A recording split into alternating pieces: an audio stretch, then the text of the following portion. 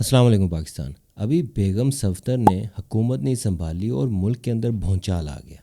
इमरान रियाज भाई को पकड़ना ऐसे लगता है जैसे कि बेगम सफदर की बड़ी देरीना ख्वाहिश थी। वो शायद वजीर आला बनने से पहले सबसे पहला काम यही करना चाहती थी। अभी वजीर आला भी नहीं बनी और अभी से किस तरह से इमरान रियाज भाई को गिरफ्तार किया गया है। देखिए इस फुटेज के अंदर कितने पुलिस वाले, कितनी सारी गाड़ियां, ये सब इस सिर्फ एक शख्स के लिए जो सच बोलता है, जो पहले तकरीबन 4.5 महीने जिसको गैर कानूनी तौर पर गिरफ्तार किया गया और बहुत जुल्म किया गया, और अब फिर दोबारा से ये इंटेलिजेंस के लोग हैं जो अपने मुंह छुपाते फिर रहे हैं। ऐसा काम करना है क्यों जिसमें आपने अपना मुंह छुपाना है। और अभी कल की फाइनेंशियल टाइम्स की रिपोर्ट है कि पाकिस्तान दुनिया के उन मुल्कों में है जिस मुल्क ने अपना कर्जा नहीं उसका सूद जो देना है ना, पाकिस्तान जो सारी अपनी पूरी कमाई करता है पूरे साल में, जो टैक्स लगाकर गैस तेल हर चीज़ के ऊपर निचोड़ देता है आवाम को, उसका 57% उसने सिर्फ सूद की किस्त में देना होता है। और ये लोग ऐसे गाड़ियां लेके इनकी तनख्वाहें उसी टैक्स में जो बाकी 43% बच जाता है उनमें इन लोगों की तनख्वाहें दी जाती हैं कि ताकि कौम को मारें, कौम के ऊपर जुल्म करें, उनका हक छीन लें, उनका मैंडेट छीन लें। कौम फिर किस लिए रह गई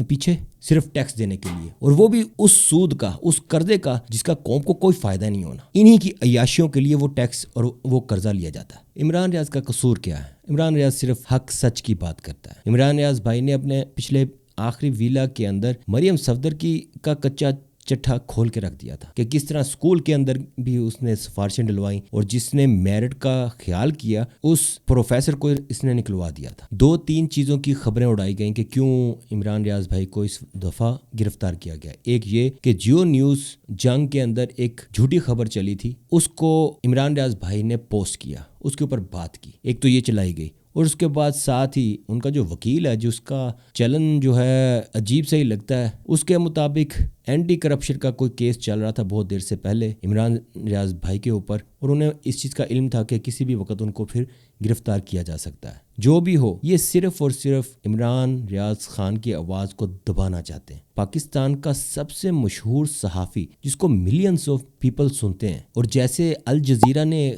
खबर दी कि पाकिस्तान की इस वक्त जंग जो है वो बंदूकों से, चाकुओं से, छुरियों से नहीं हो रही। पाकिस्तान में जंग इस वक्त इंटरनेट की है और गवर्नमेंट पूरा जोर लगा रही है। हुकूमत, चौधरी रियासत, तारा सितारा और अब ये डायन सब मिलकर पूरा जोर लगा रहे हैं कि इंटरनेट को किस तरह से काबू कर लिया जाए। खान साहब बार बार ये कहते आए हैं कि ये सोशल मीडिया का दौर है। इसके अंदर अब ये बकाऊ चैनल जिनको पर्चियां दी जाती हैं कि आज तुमने ये कहना है, आज तारा का ये पैगाम सुनाना है, आज सितारा का ये पैगाम, आज डाइन ने ये फरमाइश की है और इसके ऊपर प्रोग्राम करना है और इस बंदे के खिलाफ बात करनी है और इसकी इज्जत उछालनी है। वो दौर अब खत्म हो गया। सब लोग समझते हैं कि टीवी के ऊपर सिर्फ बोगस बकाऊ माल गमाश्ते बैठाए हुए होते हैं जिनमें सच बोलने की हिम्मत नहीं है। और इसका सबसे बड़ा सबूत इमरान रियाज खान है, जिनको सुनने के लिए लोग यूट्यूब का रुख करते हैं। और बहुत सारे सहाफ़ी जैसे कि मंसूर अली खान, जो जेलसी में लुथड़ा पुथड़ा लोंडा लपड़ा, उसने कल ही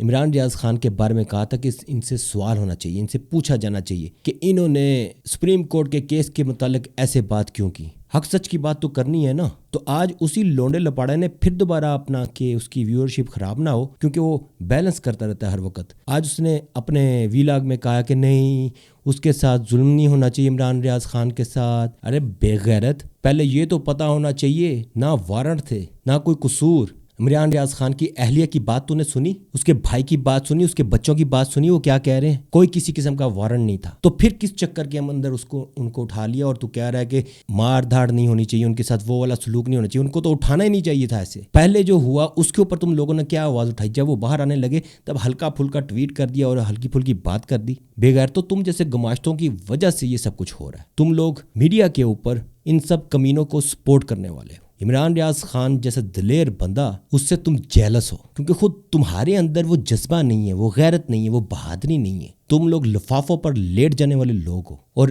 तुम्हारा जैसा हर बकाऊ सहाफ़ी। मुझे तो ये लगता है कि ये पहली शुरुआत है। अभी दूसरे सहाफ़ियों के अंदर सदीक जान जो हैं वो बहुत दलेरी के साथ ये सारी इनकी करप्शन के ऊपर और इलेक्शन में जो धांधली हुई उसके ऊपर बात कर रहे थे।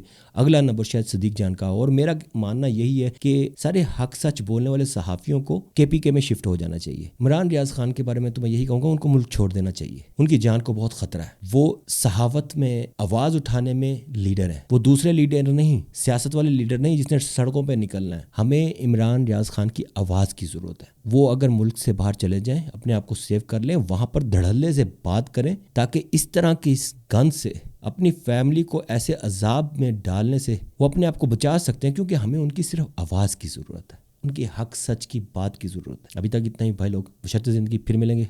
अस्सलाम वालेकुम वरहमतुल्लाहि वबरकातुहू।